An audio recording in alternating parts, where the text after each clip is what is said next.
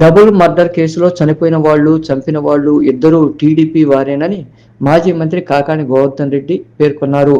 నెల్లూరు జైల్లో మాజీ ఎమ్మెల్యే పిన్నెల్లి రామకృష్ణారెడ్డిని ములాఖత్ అయిన తర్వాత కాకాని మీడియాతో మాట్లాడారు.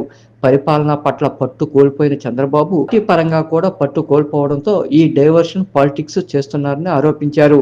ఎమ్మెల్యేగా ఎక్కువసార్లు గెలిచిన రామకృష్ణారెడ్డి వారి సోదరుడు ఇద్దరిని కావాలని అక్రమ కేసులు ఇరికించారని కాకాని గోవర్ధన్ రెడ్డి ఆరోపించారు.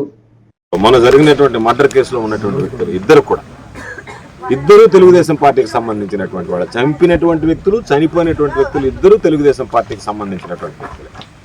అయితే ఇప్పటికే పరిపాలన పరంగా పట్టు కోల్పోయినటువంటి చంద్రబాబు పార్టీ పరంగా కూడా పట్టు కోల్పోతున్నాడు అనేటువంటిది ప్రారంభం కావడంతో చంద్రబాబు నాయుడు డైవర్షన్ పాలిటిక్స్ లో భాగంగా తెలుగుదేశం పార్టీ వాళ్ళని చంపారు. ఎందుకంటే తెలుగుదేశం పార్టీ వాళ్ళు వైఎస్ఆర్ కాంగ్రెస్ పార్టీ వాళ్ళ మీద దాడులు చేస్తున్నారు, వైఎస్ఆర్ కాంగ్రెస్ పార్టీ వాళ్ళని చంపుతున్నారు. దాంతోపాటు భాగస్వామ్య పార్టీలు అయినటువంటి జనసేన, బీజేపీ వాళ్ళకి సంబంధించినటువంటి దానిలో ఈరోజు వాళ్ళ మీద దాడులు జరుగుతున్నాయి, వాళ్ళ మీద హత్యలు జరుగుతున్నాయి. దానికి పరాకాష్ఠగా ఆ నియోజకవర్గానికి సంబంధించి ఆ నియోజకవర్గంలో ఉన్నటువంటి సొంత పార్టీ వ్యక్తులనే చంపడంతో చంద్రబాబు నాయుడు పని అయిపోయింది, పార్టీ పని కూడా అయిపోయింది, పార్టీ ప్రతిష్ట దెబ్బతినిపోయింది, పార్టీ పొరుగు వీధిని పడింది. కాబట్టి చంద్రబాబు నాయుడు పట్టుకోల్పోయాడు, పార్టీని కూడా నడపలేకపోతున్నాడు అని చెప్పి ప్రజల్లో ఓ సంకేతాలు రావడంతో దాని నుంచి తప్పించుకోవడానికి డైవర్షన్ పాలిటిక్స్ లో భాగంగా ఈరోజు రెండు విషయాలు, Chandrababu diversion politics, Pinnelli brothers మీద ఉన్నటువంటి కక్ష సాధింపు, రామకృష్ణారెడ్డిని ఏదో ఒక విధంగా ఇబ్బంది పెట్టాలా. ఎందుకంటే దాదాపుగా 4-5 సార్లు వరుసగా గెలిచినటువంటి వ్యక్తి, దానిని తీసుకొచ్చి ఏదో 30 సంవత్సరాలుగా కక్షలో కార్పణాలతో ఉన్నటువంటి ఇద్దరు కుటుంబాలకు సంబంధించి ఒకే పార్టీలో ఉండేటువంటి వ్యక్తులు చంపేస్తే దానికి సంబంధించి ఈరోజు ఈ చంపేసినటువంటి వ్యక్తి ఇద్దరి పేరు వెంకటరామయ్య, రెండో ముద్దాయి. ఇతను ఎమ్మెల్యే జోలకంటి బ్రహ్మారెడ్డి చంద్రబాబు నాయుడుతో కలిసి దిగినటువంటి ఫోటో. ఇద్దరు కలిసి మధ్యలో చంద్రబాబు నాయుడు మధ్యలో ఎంత ముద్దుగా ఉన్నాడో చూడండి. ముద్దాయి చంపేసినటువంటి వ్యక్తి అంటే ఇతను ఏ పార్టీకి సంబంధించినటువంటి వాడు, వైఎస్ఆర్ కాంగ్రెస్ పార్టీకి సంబంధించినటువంటి వాడా, తెలుగుదేశం పార్టీకి సంబంధించినటువంటి వాడు. ఇదో తర్వాత చంపేసినటువంటి దాని మీద జేబీఆర్ జోలకంటి బ్రహ్మారెడ్డి, ఇప్పుడు మామూలుగా ఇది ఒక అలవాటు అయిపోయింది కదా, నేను పిఠాపురం ఎమ్మెల్యే తాలూకా, వాళ్ళ తాలూకా, ఇళ్ల తాలూకా అని చెప్పి గర్వంగా వేసుకున్నట్టుగానే ఆయన కూడా పాపం నేను జేబీఆర్ మనిషిని అని చెప్పి గర్వంగా ఆ చంపినటువంటి హత్య చేసినటువంటి వ్యక్తులు వాళ్ళ స్కార్పియో కారు మీద వేసుకున్నటువంటి ముద్ర ఇది. దీంతో పాటు ఇది కూడా అదే ఆయనకు సంబంధించినటువంటి దానికి సంబంధించినటువంటిది. దీనితో పాటు నా దగ్గర ఇంకా కొన్ని ఫోటోలు కూడా ఉన్నాయి, ఆధారాలు కూడా ఉన్నాయి, అవి కూడా చూపిస్తాను మీకు. ఎందుకు చెప్తున్నానంటే ఏ విధంగా జరిగిందనే దానికి. ఈయన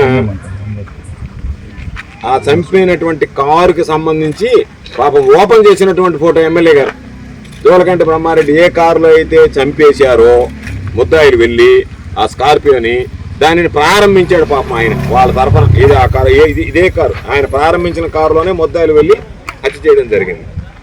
దీనితో పాటు వీళ్ళకి సంబంధించినటువంటి దాంట్లో ఎన్ని రకాలుగా వీళ్ళు ప్రయత్నం చేశారు, ఎందుకు ఇబ్బంది పడుతుందిగా ఉన్నటువంటి శ్రీనివాసరావు అనేటువంటి వ్యక్తి, ఇద్దరు తెలుగుదేశం పార్టీకి సంబంధించినటువంటి వ్యక్తులు అని చెప్పి ఆయన అఫిషియల్గా ఇచ్చినటువంటి స్టేట్మెంట్. సరే తర్వాత ఆయన పాపం వెంటనే నువ్వు ఆ విధంగా ఎందుకు స్టేట్మెంట్ ఇచ్చావని ఆయన బదిలీ చేశారు, అది వేరే విషయం. ఈ ప్రభుత్వానికి నచ్చినట్టుగా కానీ మాట్లాడకపోతే వ్యక్తులు బదిలీ అయిపోతారు, నచ్చినటువంటి వాళ్ళని తీసుకొచ్చి వేసుకుంటారు, అది వేరే విషయం. కాబట్టి ఈ విధంగా దుర్మార్గంగా ఈరోజు జరగనటువంటి అక్రమ కేసులో మొట్టమొదటిగా ఉన్నటువంటి అంజీ అనేటువంటి వ్యక్తి సమీప బంధువు, ఆ చనిపోయినటువంటి వాళ్ళ అల్లుడు అతను కూడా అయ్యా దీనికి సంబంధించి వీళ్ళకి సంబంధం లేదు, కేవలం గ్రూప్ తగాదాల మధ్య గతంలో ఉన్నటువంటి కక్షలకు సంబంధించి ఇది జరిగింది అని చెప్పిన తర్వాత వీళ్ళని 5 మందిని సుప్రీంకోర్టులో కూడా A1 to A5 తెలుగుదేశం పార్టీకి సంబంధించినటువంటి వాళ్ళే ఒకే పార్టీలో ఉండేటువంటి వాళ్ళని చెప్పిన తర్వాత A6 A7గా ఈరోజు ఆ వ్యక్తి ఏ వ్యక్తి అయితే కుటుంబ కక్షలతో చంపేశారు పలానా వాళ్ళు అని చెప్పారో పాత కక్షలతో ఆ వ్యక్తి చేతనే మరలా వీళ్ళకి సంబంధం లేదు, ఇద్దరు తెలుగుదేశం పార్టీ వాళ్ళని చెప్పినటువంటి వ్యక్తి చేతనే కేసు కంప్లైంట్ మార్పించి వీళ్ళిద్దరి పేర్లు దాంట్లో చేర్పించి ఈరోజు వాళ్ళని ఇచ్చి ఈరోజు పాపం వాళ్ళని అక్రమంగా ఇక్కడికి తీసుకొచ్చి ఇక్కడ జైల్లో కూడా ఏ విధంగా ఇబ్బందులు పెట్టాలనేటువంటి దానికి ఉన్నతాధికారులు రోజు రావడం, పర్యవేక్షించడం, మీరు ఈ విధంగా ఇబ్బంది పెట్టారని చెప్తే అయ్యా ఈ విధంగా ఇబ్బంది పెడతాం అని చెప్పి వాళ్ళకి చెప్పడం, వాళ్ళు ఆ విధంగా కాదు ఇంకా ఇబ్బంది పెట్టాలంటే ఏ విధంగా టార్చర్ చేయాలి, ఏ విధంగా ఇబ్బంది పెట్టాలి, వాళ్ళతో దగ్గర ఉండకూడదు, వేరువేరుగా పెట్టాలి, వాళ్ళని ఏ రకంగా ఇబ్బందులు పెట్టాలి, ఏ విధంగా హింసించాలనేటువంటి దానికి ఈరోజు రకరకాలైనటువంటి ప్రయత్నాలు చేస్తున్నారు.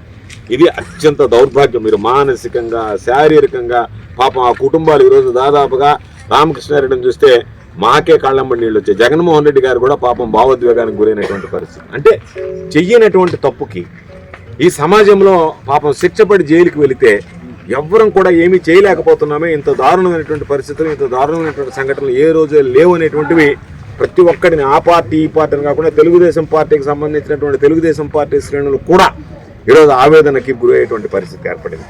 కాబట్టి ప్రజాస్వామ్య వ్యవస్థలో ఇంత దౌర్భాగ్యం, ఇంత దారుణం ఎన్నడూ జరిగినటువంటి పరిస్థితి లేదు.